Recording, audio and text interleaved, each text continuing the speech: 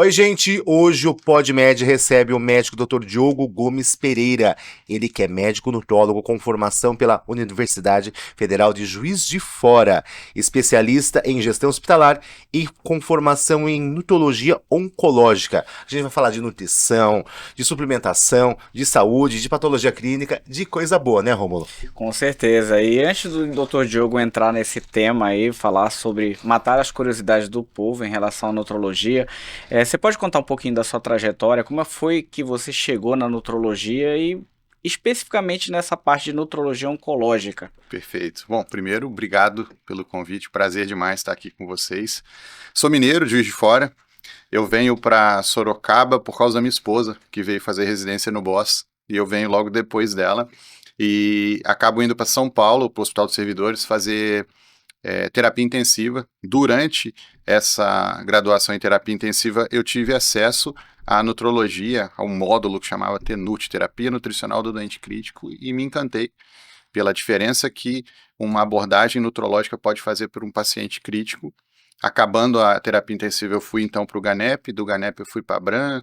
Nesse meio tempo aí teve a Getúlio Vargas lá na questão da gestão e da parte da nutrologia oncológica, que na verdade, Rômulo, a gente vê muita coisa, muito mito, muita coisa errada sendo dita, e a gente sabe hoje que 30%, ou seja, 3 em cada 10 doentes que têm câncer vão morrer em decorrência de desnutrição. Então, assim, a abordagem nutrológica adequada faz muita diferença na vida desses pacientes, e foi por isso que eu decidi entrar por esse caminho aí.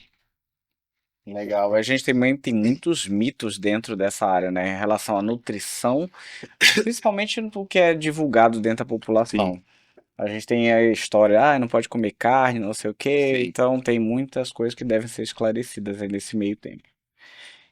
Pois é, e começando nessas dúvidas, doutor. Vamos lá. Paciente que está no tratamento oncológico, a gente está vivendo agora o Outubro Rosa, do Isso. câncer de mama. Eles têm muitas dúvidas. Além de ser o baque daquela notícia de ser um Sim. câncer, acaba se tendo muitas dúvidas. Eu acho que uma das primeiras é açúcar. Eles podem, não podem? Tem essa. Isso é comum, muito comum no consultório. A questão da carne também, Rômulo, tem um mito, né? A gente que é do interior, de Minas e tal, não pode comer carne de porco, que a carne é rançosa, inflama. Bobagem. Pode e deve. A ingestão de proteína é aconselhada, manter massa muscular. A gente sabe que é um paciente que tende à fadiga, que tende a perder massa. É aconselhável sim. A questão do açúcar, é, tem-se o mito que se eu comer açúcar durante o tratamento oncológico em estando com câncer, aquilo vai aumentar a reprodução das células cancerígenas.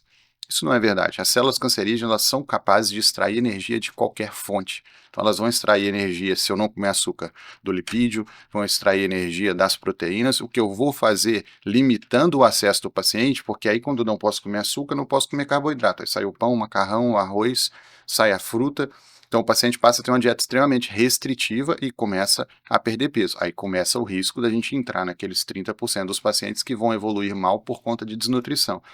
Então, isso é uma lenda, não existe isso. Claro, a gente deve desencorajar todo mundo, não só esses pacientes, a não ficar acrescentando açúcar.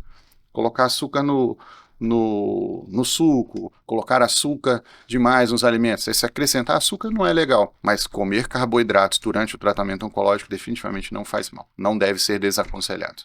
E sem contar que o açúcar já é um vilão até para quem tem uma vida, sem contar que o açúcar também já é um vilão até para quem tem uma saúde boa, né? Exatamente, exatamente. Eu acho que a grande pandemia que enfrentamos hoje é da obesidade, né? Então, se eu puder evitar o açúcar, ou adicionar açúcar aos alimentos, sem dúvida é uma coisa que deve ser encorajada. E o tal do glúten, hein? É um amigo, é um inimigo? O que que esse cara é? Rapaz, eu fiz um. É tanta coisa, a gente ouve tanto isso e tantas pessoas vão no consultório apavoradas com isso, e a gente começa a estudar, estudar, estudar. Eu fui fazer uma pesquisa e achei um dado interessante. Você sabia que se a gente parasse, vamos supor que a gente decidisse que o mundo inteiro vai parar de comer glúten hoje, 40% das pessoas do mundo morreriam de fome. Esse é o impacto do glúten na alimentação mundial. O glúten só é inflamatório, ele só tem o poder de causar uma inflamação no seu intestino ou uma inflamação sistêmica se você for intolerante a glúten. Isso representa menos de 0,1% da população mundial. São pessoas que têm sintomas gastrointestinais e sintomas sistêmicos, dor articular, dor de cabeça, emagrecimento. Ela vai ter diarreia, estufamento. O que a gente pega são pessoas que têm uma maior sensibilidade ao glúten. Então, ó, quando eu como isso, eu fico um pouco mais estufado, eu sinto que eu estou com uma digestão um pouco mais lenta. Mas quando você faz o rastreio, definitivamente ela não é intolerante. Eventualmente, a pessoa está tão preocupada que a gente evolui até para fazer uma biópsia de duodeno. Tá? Olha, realmente não tem, tá vendo? Está tudo normal. O que pode fazer olha, eu como pizza, eu fico muito estufado, mas eu adoro pizza. Então, coma um pedaço de vez em quando, evita comer em grandes quantidades e tal, mas isso não quer dizer que a pessoa tenha doença ou que o glúten esteja causando inflamação. É a mesma coisa do leite. Inclusive, eu estava na Unicamp faz uns 6 meses, a gente ficou lá fazendo um curso sobre probióticos, essa coisa toda, e foi um especialista em leite falar, ele apresentou um dado interessante.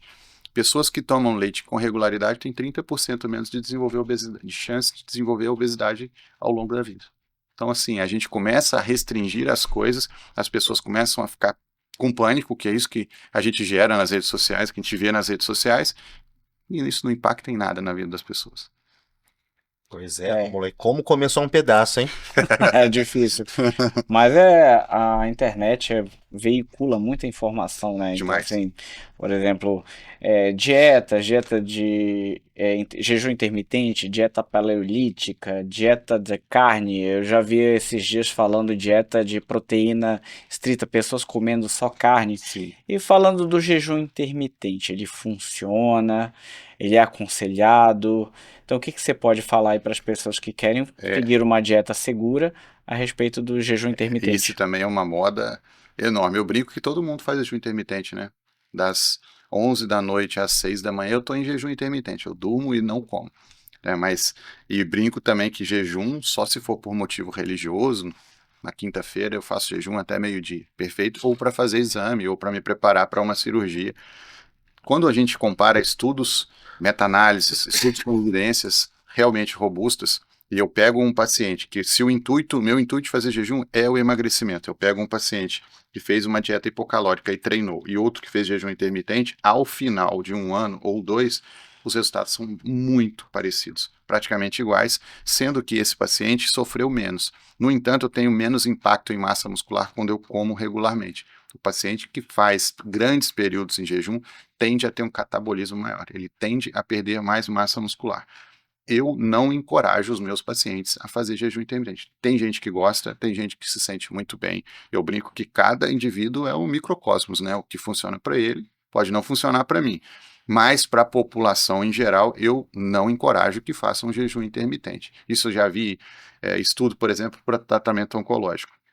Fizeram um estudo e se o paciente fizesse um jejum bem restritivo 3 dias antes da quimioterapia, chamou Fast Making Diet, e fosse fazer a quimioterapia, ele pegaria as células dele mais em repouso, ou seja, como eu estou com pouca ingesta de caloria, minhas células tendem a diminuir o metabolismo. E as células cancerígenas, elas não diminuem o metabolismo nunca. Comendo açúcar, não comendo açúcar, em jejum ou não em jejum, o metabolismo está alto. Como a quimioterapia atinge células metabolicamente ativas, eu entraria para a quimioterapia com menos agressão às minhas células saudáveis e mais agressão ao tumor. Na teoria faz muito sentido.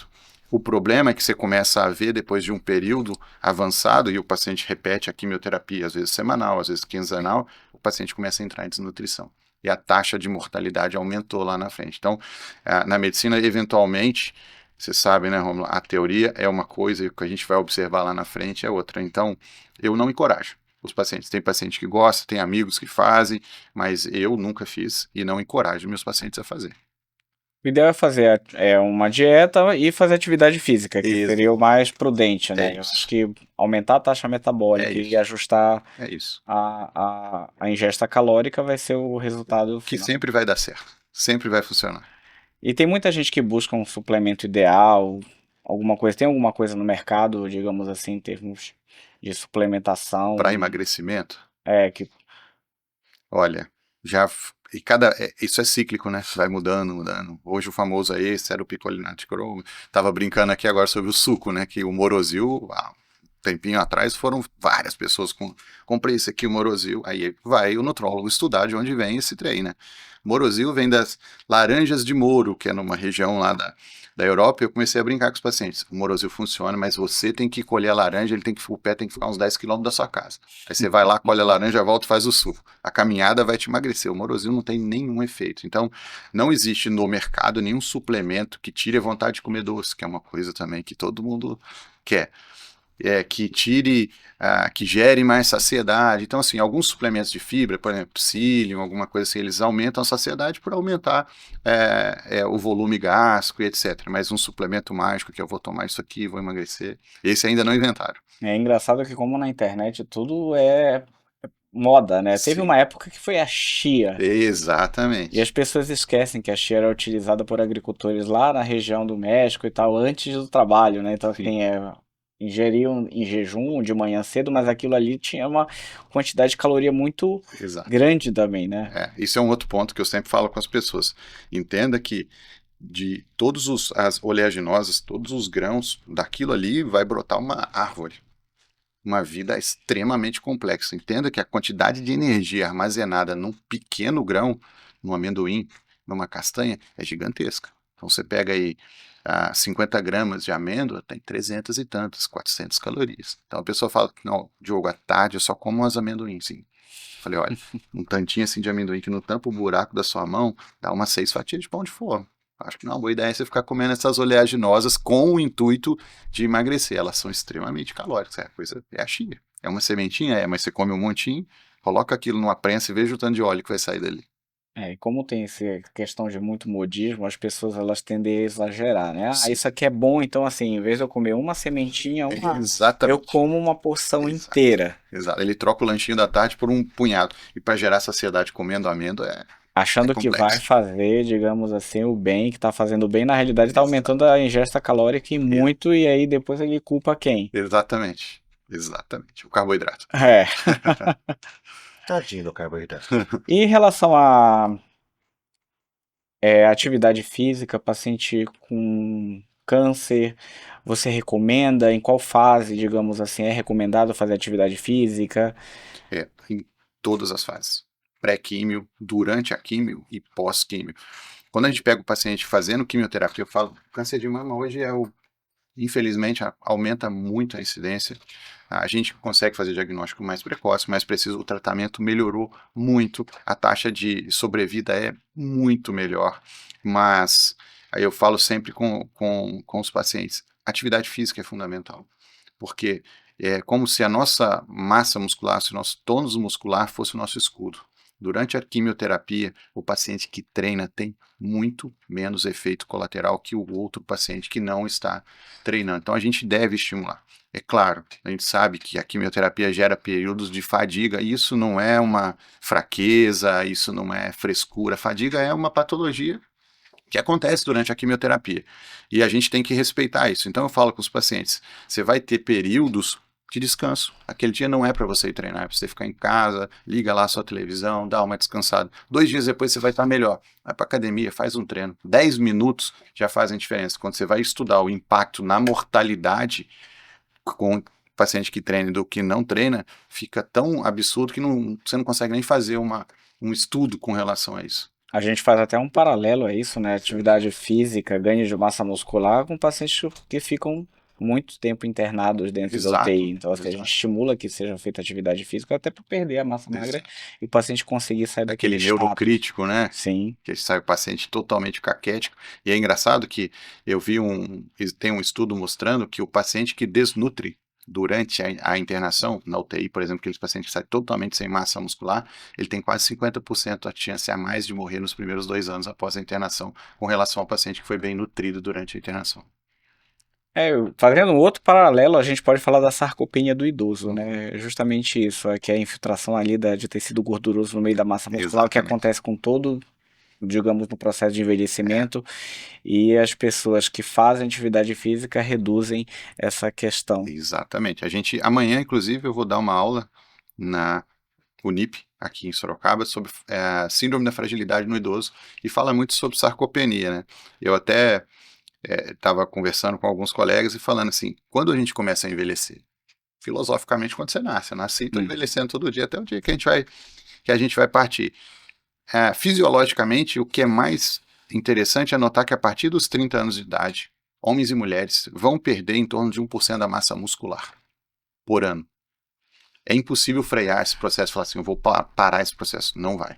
Mas eu posso perder 1% ou 0,001%, desde que eu me exercite. Então, aquele idoso frágil de 65, 70 anos começou a ficar fraco aos 30. E depois, correr atrás do prejuízo é muito difícil. Então, principalmente depois dos 30 anos, a gente tem que ter alguma atividade física de resistência. Os treinos de força são muito superiores aos aeróbicos quando eu estou pensando em força muscular. E todas as vezes que a gente vai olhar, quanto mais músculo, fizeram um outro estudo muito interessante. Fizeram biópsia da coxa de vários idosos e foram acompanhando eles ao longo dos anos para estudar o desenvolvimento de demência. E constatou-se que quanto mais massa muscular ele tem, menor o risco dele desenvolver qualquer demência durante a vida. E isso serve para diminuir o risco de queda, o risco da polifarmácia. Então eu deixo de ter um idoso frágil lá na frente para ter um idoso robusto que vai namorar, que vai no cinema, que vai aproveitar a aposentadoria dele. Então não tem como fugir. Você quer ter uma boa vida, todo mundo vai no consultório e fala, eu quero mudar de vida, vamos começar a treinar. É o mais importante. Mas falando em treinar, por que é tão difícil emagrecer? Sim. São duas coisas. Primeiro que emagrecer é muito difícil. Você vê a todo momento aqui as tentações nas redes sociais de comida, dos aplicativos de comida da vida. Por que é tão difícil emagrecer? Olha, se a gente for enumerar, se a gente colocasse isso aqui fosse um quadro e fosse colocar todos os mecanismos que estão relacionados à obesidade, provavelmente não caberia aqui. É um negócio extremamente complexo. Tudo. Tem a sua genética, tem o seu nível de atividade física. As bactérias que você tem no seu intestino são responsáveis por você absorver mais ou menos caloria. E assim, já dando um spoiler, não tem muito como modular isso. Não adianta ficar tomando probiótico, um monte de probiótico, isso não muda muito. Quando você faz atividade física, até as bactérias do seu intestino mudam. O tipo, se é Firmicutes ou Bacteroidetes, até isso vai mudar. Então, eu costumo falar com os pacientes o seguinte, tem que fazer uma força muito grande para mover essa pedra. E o que a gente tem demais no consultório é aquela coisa, eu emagreço, eu tenho um efeito gangorra, eu perco, eu subo. Eu brinco, isso não existe não. Existe, a obesidade é considerada uma doença crônica, recidivante e inflamatória. Crônica porque eu vou ter a vida inteira, assim como asma, assim como hipertensão arterial sistêmica. Recidivante porque se eu descuidar, eu volto para o peso. Não tem conversa. Inflamatória, porque o tecido gorduroso está cheio de interleucinas e mediadores inflamatórios que estão ligados ao aumento de câncer, risco de diabetes, risco de AVC. Então, a obesidade é uma doença e um fator de risco para várias doenças. Então, essa coisa do efeito sanfona, do efeito ioiô, eu brinco. Se é uma doença crônica, eu sempre vou ser obeso. Se eu sou obeso hoje, eu sempre serei obeso. Mas eu posso ser um obeso cuidado, emagreci e estou cuidando, ou um obeso descuidado. Aí eu volto a ter meu peso. Eu brinco com eles.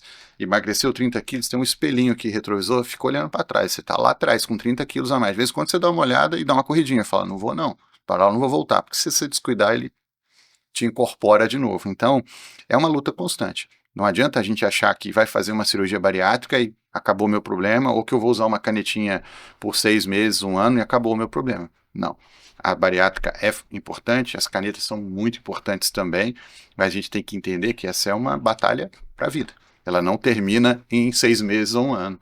Mas a canetinha é importante desde que tem um médico atrás. Porque Pelo eu tô amor de vendo Deus. muita gente Pelo amor usando de a Deus. canetinha. Essa semana eu encontrei um empresário da cidade que encontrei literalmente a metade dele, porque a outra metade Sim, ele perdeu. ele falou, é a caneta. Eu falei, quem que é seu médico? Ele.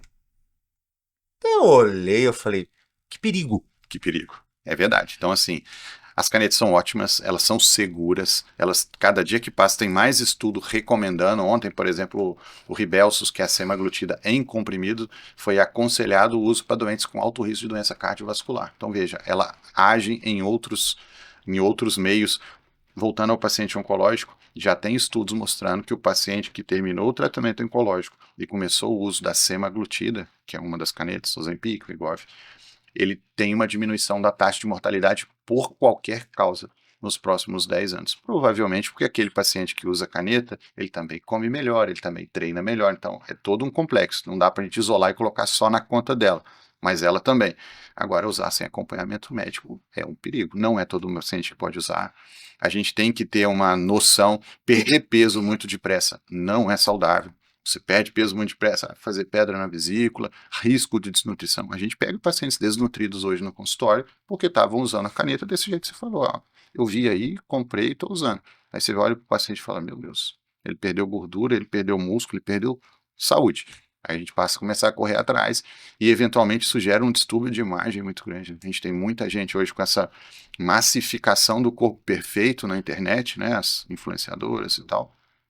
As pessoas começam a achar que aquilo é possível, que aquilo é saudável, e a gente que é desse meio sabe que tem muita coisa envolvida naquilo ali. Tem cirurgia, tem anabolizante, tem caneta, é um complexo Filtro. de coisas. Tem filtro. Então, assim, eu brinco que é aquilo que você está vendo uma foto, a sua vida é um vídeo, né? Não dá para você ser isso todo dia. Ou a pessoa vai fazer uma campanha de uma roupa, de uma lingerie, ela se prepara por 2 meses, faz os sacrifícios dela lá, umas maluquices, eventualmente, tira foto e você olha para aquilo e você acha que é aquela pessoa assim o tempo todo. Ué, então tem que ter cuidado.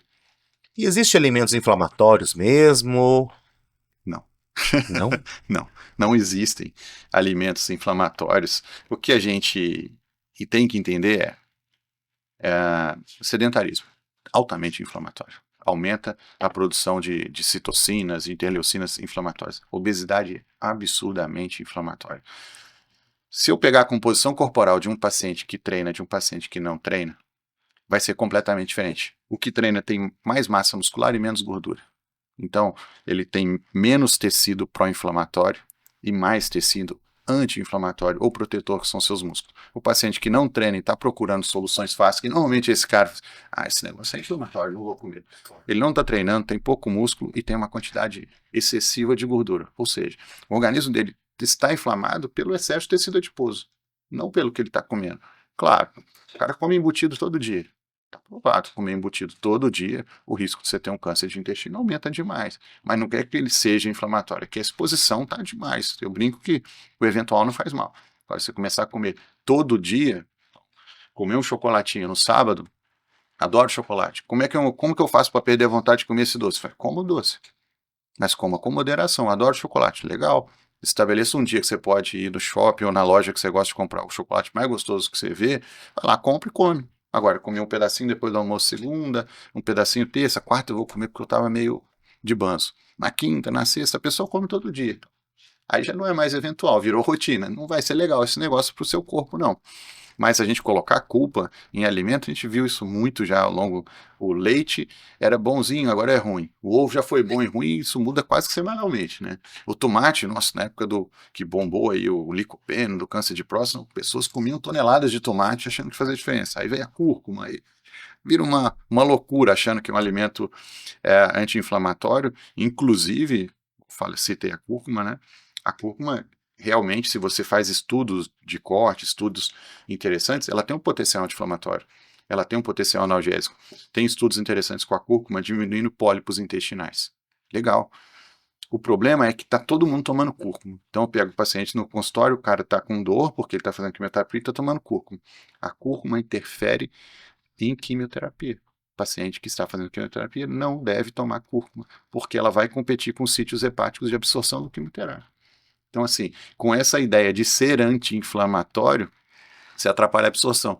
Com a enzima Q10, também é um antioxidante, com essa ideia do detox, do anti-inflamatório, ele interfere demais na absorção de quimioterápicos, de anticonvulsivantes e de outras drogas. Então, tem que ter muito cuidado com isso. O processo de inflamação, de oxidação e redução é essencial à vida. O dia que a gente não inflamar, não oxidar, não reduzir, a gente morreu. É aquela coisa, né? Sempre os excessos. Sim. Então, assim, o resultado de tudo vem do equilíbrio. É isso. Assim, não basta você, eu posso comer isso, eu posso comer aquilo. Se for de forma equilibrada, Claro. a gente pode comer tudo Tudo. com Exatamente. moderação, né? É isso. E falar sobre envelhecimento saudável, assim, quais hábitos você recomenda e que ajuda a prevenir essa fragilidade que vem com a senilidade? Comer bem, né? A gente sabe que é difícil demais a gente conseguir consumir a quantidade de proteína para ter um desenvolvimento muscular. Algo em torno de 1,2 a 1,5 gramas. Se o indivíduo tem 80 quilos, estamos falando aí de 100, 96 a 120 gramas de proteína, não é pouco, né? Então, é uma quantidade grande de proteína. A gente acha que come quando você coloca num programinha desses apps aí, contador de calorias, que você baixa na loja de apps do seu celular, você olha e fala, meu Deus do céu, tá batendo a meta não. Então, a gente treina pouco, a gente come menos proteína do que deveria comer, a gente está perdendo massa muscular anualmente. Então, dorme mal é o nosso mundo, né? Correria, produtividade, estamos dormindo mal, estamos comendo pouca proteína, estamos treinando pouco. Isso não vai ajudar no envelhecimento. Então, equilíbrio, coma bem, durma bem, se exercite. Não tem muito segredo. Os suplementos, um whey, uma creatina, podem te ajudar a completar o que está faltando, mas também não fazem milagre. Todo estudo que você pega, ômega 3 mais treino, funciona. Creatina mais treino, funciona. Whey protein mais treino, funciona. Você tirou o treino, esquece. Em relação a gente fala assim, todo mundo quer procurar um nutrólogo quando tá querendo perder peso. Sim. Mas assim, fala aí orienta a população quando a gente deve procurar um nutrólogo. O nutrólogo ele sempre tem que estar presente na vida das pessoas, afinal de contas, esse desequilíbrio alimentar vai ocasionar doenças. Sim. Então, falar um pouquinho aí do trabalho do nutrólogo e quando a gente tem que procurar um nutrólogo. Legal. Tem gente que come muito bem, tem gente que come muito mal. Se você identifica que você tem algumas restrições alimentares, eu não gosto disso, não gosto daquilo, quando você começa a se privar de algumas coisas, tem gente que não come nenhum tipo de legume, salada, fruta, perigoso. Esse realmente não deve estar ingerindo a quantidade de vitaminas necessárias, não está ingerindo a quantidade de fibras necessárias. Olha, eu notei que eu estou tendo um ganho de peso excessivo e eu não mudei nada na minha vida, eu estou aparentemente comendo normal, o que eu treinava, estou treinando, o meu trabalho está igual, tem uma coisa errada aí. E o mesmo serve para o contrário. Estou fazendo tudo igual, estou perdendo peso, estou até feliz que eu estou perdendo peso, mas não estou fazendo nada diferente. Fala, pô, isso também não é normal. A tendência é de manter o peso, ganhar um pouquinho.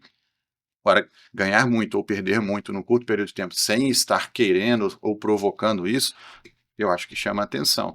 E acho que todo mundo aí, durante a vida, merece dar uma passadinha lá com um bom nutrólogo, né? Busque se informar sobre a formação desse médico, as intenções desse médico e bater um papo, né? E agora, se você foi no nutrólogo e saiu de lá com uma penca de suplemento, com uma prescrição de 19 itens, eu acho que, cuidado, a gente não precisa disso tudo, não. E na prática clínica, assim, quais os erros que você mais observa que os pacientes fazem, digamos assim, no seu dia a dia e buscando resultados rápidos, assim? É. Esse acho que o grande problema é esse, né? A gente vive numa sociedade muito estética, estética, estética, e o cara quer ir no consultório, a mulher quer ir no consultório e emagrecer até o Réveillon. Não, o Réveillon eu vou viajar pra praia, eu tenho que estar seco, cara. Faltam 2 meses. A gente vem ganhando peso há 5 anos. Impossível, isso não existe, né? Essa busca de resultado rápido nunca termina, velho. Então, primeiro que você vai se frustrar porque não vai acontecer. Ou se você fizer uma maluquice qualquer aí, cortar, parar de comer, começar a tomar um monte de remédio, você vai ter efeitos colaterais indesejados. Isso não é saudável, né? Então tem que ter muito cuidado com isso. O planejamento tem que ser sempre. Seu intuito é melhorar a qualidade de vida, perder peso. O planejamento é sempre a longo prazo, né? E a gente tem que começar a se apegar aos resultados pequenos. Pô, perdi 1 quilo esse mês. Show. Multiplica isso por 12. São 12 quilos. Então, assim, e outra coisa, você vinha ganhando peso mensalmente. Esse mês você perdeu 1. Estamos muito positivo. Então, acho que a gente tem que ter cuidado demais com isso. Eu perco bastante tempo no consultório conversando sobre isso. Porque a pessoa vem, ela faz exames, a gente avalia e tal, fala, ó, vamos começar, por exemplo, com uma caneta, você tem indicação, a indicação da caneta para ficar como informação, de modo geral, é pacientes com índice de massa corporal maior que 30, divide seu peso pela altura ao quadrado. Se for maior que 30, é um paciente em obesidade, ele tem indicação. Ou quando ele tem um IMC maior que 27 e tem alguma comorbidade. Então, eu estou com IMC maior que 27, mas eu estou com esteatose hepática, tenho gordura no fígado. Ou eu estou hipertenso, ou eu estou pré-diabético, ou alguma coisa. Então, também tem indicação. Então, você examina o paciente e diz, vamos entrar com a medicação. Existe essa fantasia de que o cara vai perder 5, 10 quilos no mês. Isso não vai acontecer. Então você tem que ajustar essa expectativa para que a coisa se torne real, né? Se sedimente e a pessoa fique encorajada a continuar. É engraçado que as pessoas elas não acumularam aquele peso em 2 dias ou um Exato. mês, então elas querem um resultado, perder 30 quilos em 30, sei lá, 30 meses, 30 meses ainda é considerável, mas digamos assim, mas quer perder 30 quilos em 3 meses. Então, assim, você acumulou aquele peso ao longo de um determinado período, Sim, né? Então, você perder muito rápido, isso vai gerar um problema. muito. Tanto que a gente também vê trabalhos que falam que dietas muito restritivas e perda de peso muito acentuada levam um índice de reganho Muito rápido. muito rápido. Então, assim, fora outras questões estéticas também, que, por exemplo, perder peso sem fazer atividade física aumenta a flacidez. Então, Exatamente. você vai buscar um resultado de um corpo melhor, mais magro, mas em compensação você vai ficar um pouco mais flácido. Então, vai gerar um desequilíbrio também. Sim, tem uns extremismos. Já peguei paciente no consultório que agora as canetas estão exigindo receita para comprar, se você for comprar de forma lícita, né? A gente sabe que no Brasil tem uns outros meandros aí. Mas até pouco tempo atrás você não precisava de receita para comprar e a gente pegava umas coisas bem malucas. Eu peguei uma mulher que começou a usar e ela mesma foi calculando a dose, olhava vídeo na internet, ela foi se ajustando ali, foi usando. Até que o negócio começou a ficar ruim, ela começou a ficar fraca e a família levou ela lá no consultório. A mulher estava com calvície. Ela perdeu tanta caloria, tanta energia durante o ano, ela ficou tão desnutrida durante aquele ano, ela estava com falhas enormes no cabelo, que já é um sinal avançado de desnutrição. Então, a gente, eventualmente, graças a Deus agora com essa restrição, a gente imagina que isso tende a diminuir, mas isso não é incomum, não. A gente pegar pacientes com problemas sérios por conta dessa busca incessante aí pelo corpo perfeito. E você acha que, por exemplo, tá existindo um movimento aí que a gente fala de uma saúde, uma vida saudável, dissociar isso de estética é uma realidade? Olha, a gente vive no país com o maior número de cirurgias plásticas do mundo, né? Então, assim, é um país muito estético, né? Ainda. Ah, existe, eu acho que existe sim uma busca maior pela qualidade de vida, por envelhecer bem, por comer melhor, mas vamos colocar aí que acho que ainda a maioria das pessoas que busca o consultório ainda está preocupado com estética, ainda está preocupada com meter o shape e postar uma foto e essa coisa toda. Não julgo, não critico, mas a gente tem que amadurecer esse processo aí. Não adianta você ficar legal por 6 meses, depois abandona tudo, porque você não consegue levar aquele processo radical que você se comprometeu, né? Acho que a estética é legal, todo mundo quer ficar mais bonito, mais magro, mais fortinho, mas ela tem que estar aliada a um processo de longo prazo, que é para eu realmente ficar mais saudável e mais feliz. É isso aí. Doutor, a gente fala muito de suplementação.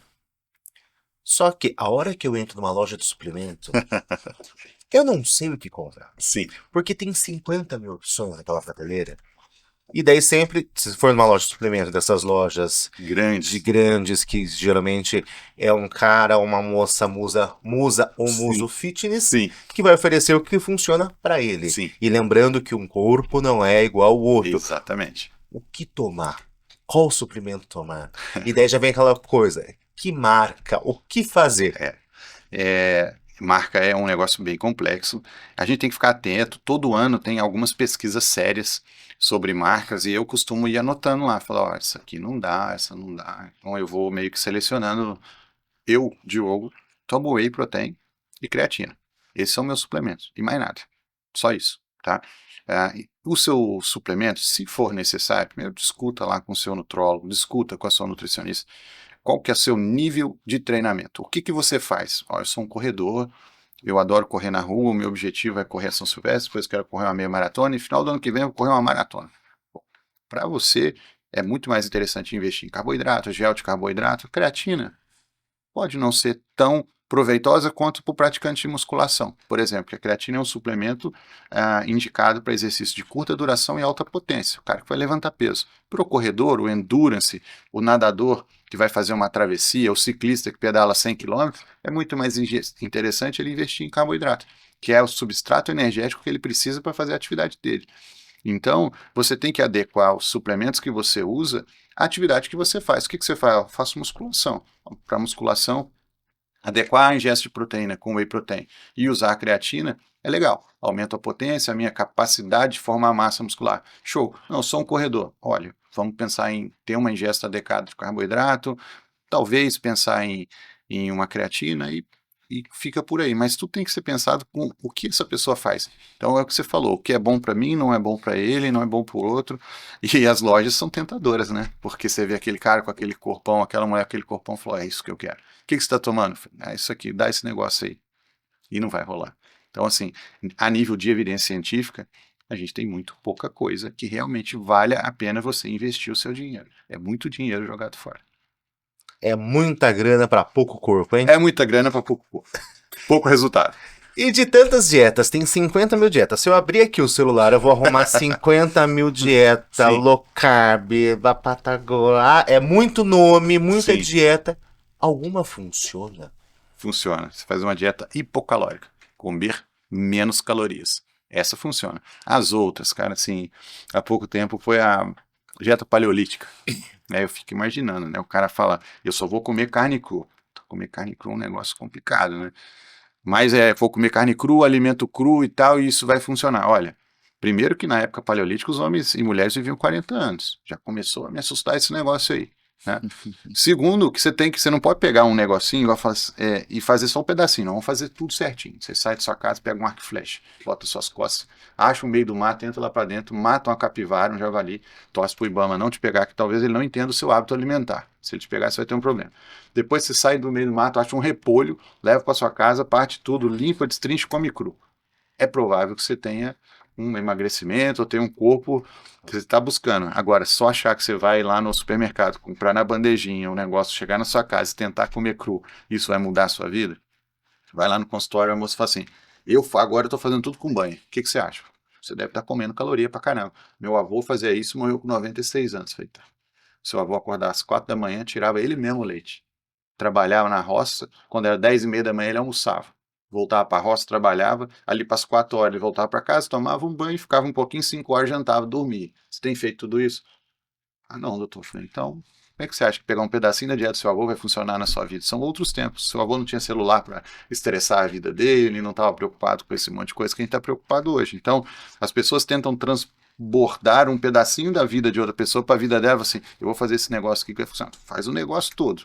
Cara, dieta restritiva não funciona. Eu sempre falo, vamos fazer alguma coisa que você consiga levar pro resto da sua vida.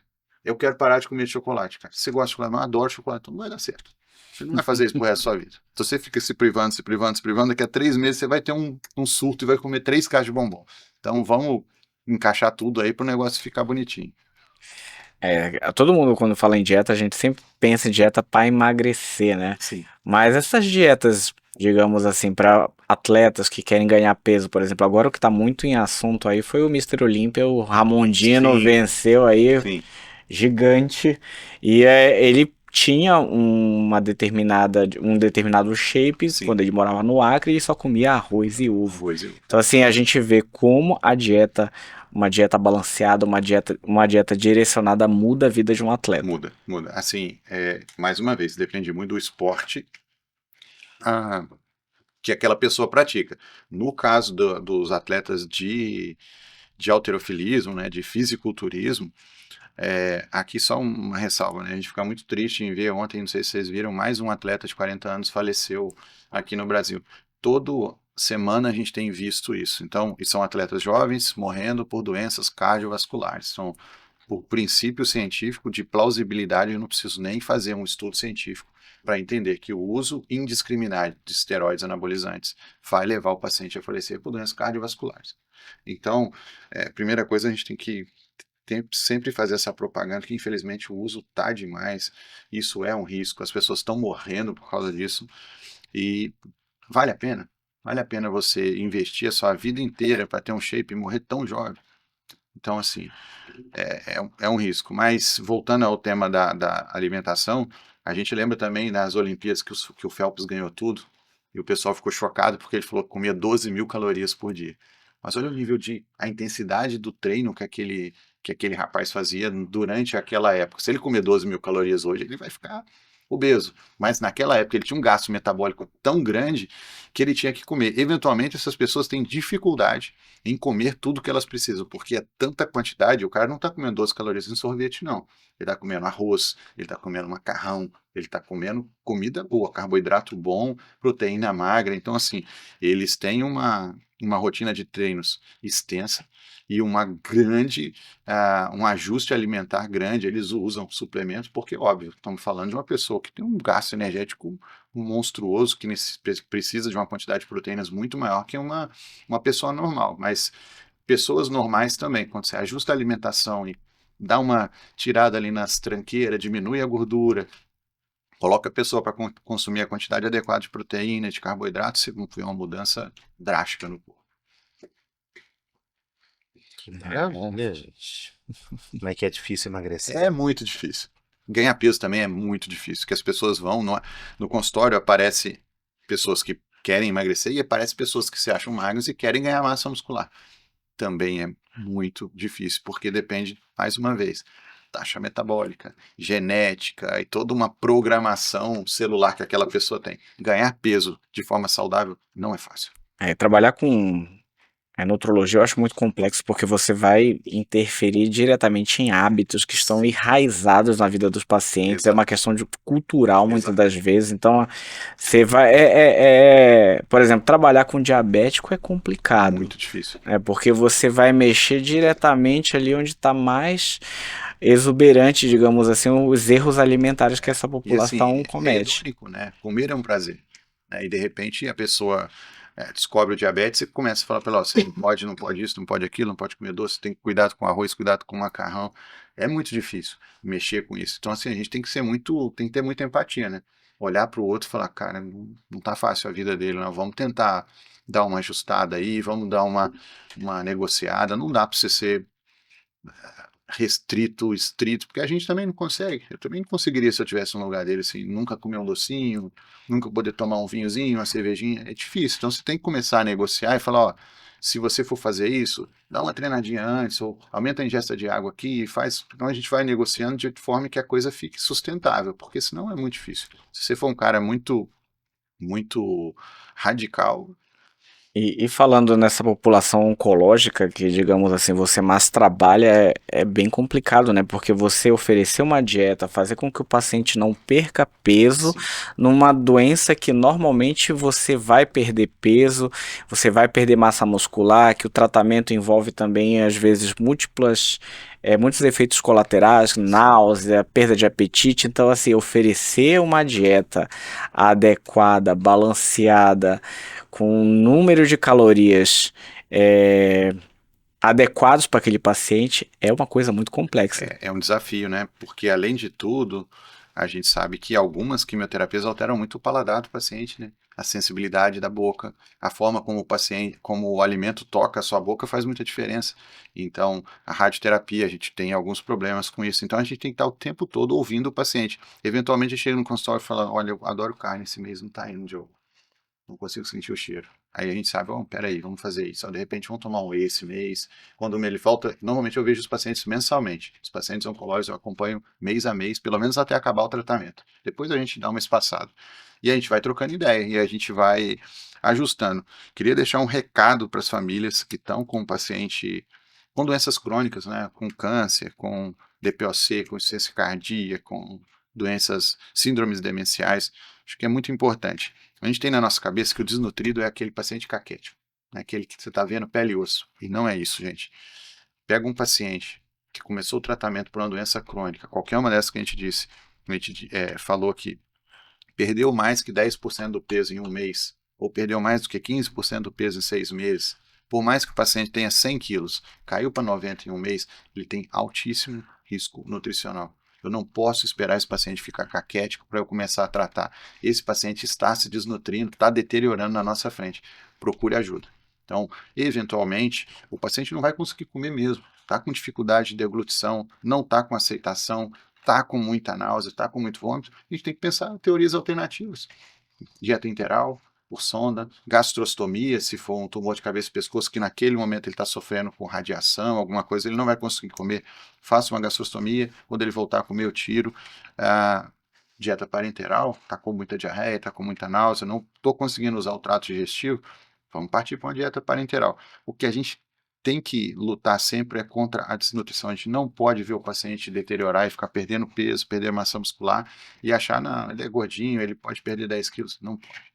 Perder o peso de forma não intencional não é saudável. Procure ajuda, porque isso normalmente não termina bem.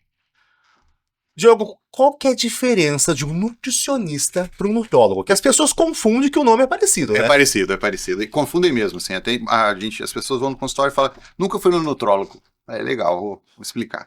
O nutrólogo é um profissional que fez uma faculdade de medicina e depois ele foi se especializar em nutrologia, que é uma especialidade médica, assim como cardiologia, pneumologia. Então a gente foi se especializar nisso. O nutricionista fez a faculdade de nutrição. Tá? Então são duas faculdades diferentes, são duas profissões que se completam. Por exemplo, o nutrólogo ele vai pedir exames, ele vai propor tratamentos medicamentosos, ele vai te orientar, mas o plano alimentar deve ser feito por uma nutricionista. Então a gente trabalha junto. Então, por exemplo, lá no meu consultório, eu faço essa parte do atendimento e quem faz todo esse suporte de orientação de dieta, de quantidade, de cardápio para os pacientes é a Ana que trabalha comigo. Então, assim, são profissões distintas, mas extremamente correlacionadas. Cada uma tem o seu espaço, cada uma tem o seu papel e a gente trabalha juntos. É igual como psiquiatra e E o psicólogo. psicólogo, é isso. É a dupla exatamente isso. dinâmica. É uma dupla. É exato. Doutor, não é fácil a vida da pessoa que quer emagrecer e ser saudável Não é fácil. nesse país.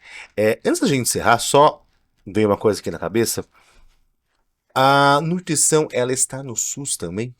Também. O nutrólogo, por exemplo, na Santa Casa, daqui de Sorocaba, tem um nutrólogo fantástico, Paulo Góes. Já fui do corpo clínico da Santa Casa também. Hoje, por conta de outros compromissos, não consigo, mas quando ele viaja, eu tô lá. Então, ele tem visitas em todas as UTIs, se não me engano, a Santa Casa está com 4 ou 5, ele passa visita em todos os doentes. Tem uma equipe de nutricionistas muito boas. Então, a equipe multidisciplinar de terapia nutricional é obrigatório por lei que todos os hospitais tenham nutrólogo e nutricionista clínico que avalie todos os pacientes. Então, a gente tem, inclusive, nos hospitais da nossa cidade, tem bons serviços de terapia nutricional. É obrigatório. Que maravilha. A gente falou tanto sobre longevidade, sobre prevenção, sobre suprimentos, sobre canetinhas emagrecedoras, sobre tudo. Mas aí, qual que é a sua filosofia pessoal sobre viver bem, viver melhor? Vamos encerrar assim em alto astral, né? Alto astral, equilíbrio. Equilíbrio. Então, assim, eu brinco com meus pacientes que de segunda a sexta eu tomo whey creatina e no sábado eu tomo minha cervejinha. Acho que esse é o segredo do negócio. Não se prive dos prazeres que você tem e comer é um prazer. Então, eu tenho que aprender o quanto eu posso comer, mas eu tenho que comer tudo que eu gosto. Você só tem uma vida, vai ficar desperdiçando, pô, não vou comer doce, eu adoro doce. Como doce, mas entenda que você não deve fazer isso todo dia. Eu gosto de tomar minha cervejinha, eu não tomo cerveja essa semana, não posso, não dá para beber todo dia. Não é desaconselhado. Então, assim, acho que o segredo é o equilíbrio. Tentar comer bem, tentar dormir bem e tentar manter uma saúde mental, né? A gente vive tempos difíceis com relação a isso. Todo dia a gente vê pessoas próximas com surto, com depressão, com ansiedade. Então, assim, tem que se preocupar com a saúde mental. A gente tem que tomar cuidado com isso. Começou a perceber que você está entrando aí num burnout, está cansado demais, tira o pé, vai dar uma descansada, repensa o que você está fazendo. É uma vida só, não vale a pena a gente jogar pela janela, não. A gente pode comer doce, mas não a doceria. Pode tomar a cerveja, mas não a Ambev. É exatamente isso. Então, assim, o eventual não faz mal. Então, quero comer meu docinho, vai lá, compra o doce que você gosta. É um sorvete, vai lá naquela sorveteria que tem fila pra caramba, que você gosta de sorvete, toma lá o seu sorvete, toma o seu chopinho, o seu vinhozinho sábado, não tem problema nenhum. Durante a semana a gente corre atrás e vai vivendo nesse equilíbrio aí. Eu acho que o resumo de tudo isso é como você falou. Acho que se você quer ter uma vida saudável, você tem que buscar o equilíbrio, né? Sim. Não adianta ir para um extremo, o extremo ali não vai resolver nada. Não vai. Isso é bem interessante. É onde a gente vive nesse país, né? Extrema direita, extrema esquerda, extremo alimentar, extremo. Isso não leva a lugar nenhum, né? A gente tem que estar sempre procurando o acerto ali, que é o meio do caminho. Eu gosto de falar sempre em ditados populares, né? Não é só o peixe que morre pela boca. Não é. Não é mesmo. Não é mesmo. Então a gente também tem que ter esse cuidado, Também porque uma das formas de adoecimento está diretamente ligada à E nossa eu dieta. vou aproveitar o ditado, tem um lá de Minas que eu gosto muito também, que é água demais mata a planta. Então vai devagar, porque tudo que é demais faz mal. Sim, verdade. E eu gostaria de agradecer a Obrigado. oportunidade, a sua Obrigado. presença, ao que você contribuiu aqui com todas essas informações. E você quer deixar alguma mensagem aí para as pessoas que estão buscando nutrologista, um nutrólogo ou até outros nutrólogos também, né? Sim, claro. Ó, muito obrigado, foi muito legal o papo. Prazer imenso estar aqui com vocês. Acho que o recado é que assim, a gente precisa ser mais gentil com a gente mesmo. Então, assim, eu vejo que as pessoas são muito mais gentis com o próximo do que com elas mesmas. Se você se encontra com um amigo, você sabe que ele tá ali, pô, tá tentando treinar, tá tentando comer melhor, você vê lá, pô, o cara perdeu 1 quilo, sem ponto, fala, pô, cara, você tá bem, tá com a cara boa, tá treinando, parabéns e tal. Quando é com você, você vai no consultório, o cara, pô, fez tudo certinho esse mês, tá? Pô, pesou, perdi 1 quilo. Foi uma droga, foi um fracasso, tal, não sei o quê. Por que com o outro você é uma pessoa gentil e com você você é uma pessoa tão áspera, né? Então, eu acho que se a gente conseguisse mentalizar isso, e não é fácil, né? Porque a gente se cobra demais, mas se a gente conseguir fazer isso, a gente vai conseguir viver melhor. Então, obrigado pelo convite. Se forem surgindo dúvidas aí nas interações aí, a gente vai respondendo com o maior prazer. Ah, legal. Tchau, tchau, gente. Muito obrigado. Tchau, Obrigado. gente.